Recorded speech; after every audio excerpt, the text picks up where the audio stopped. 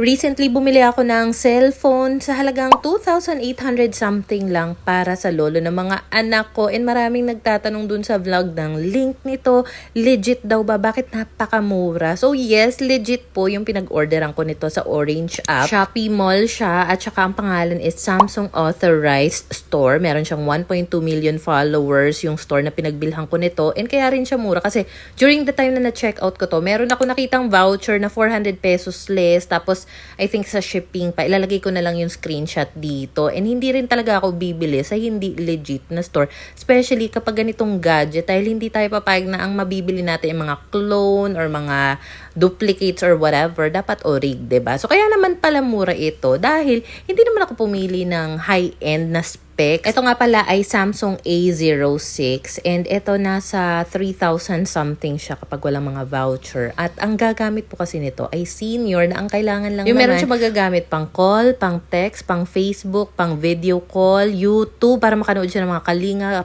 boxing, tulfo, at saka itbulag.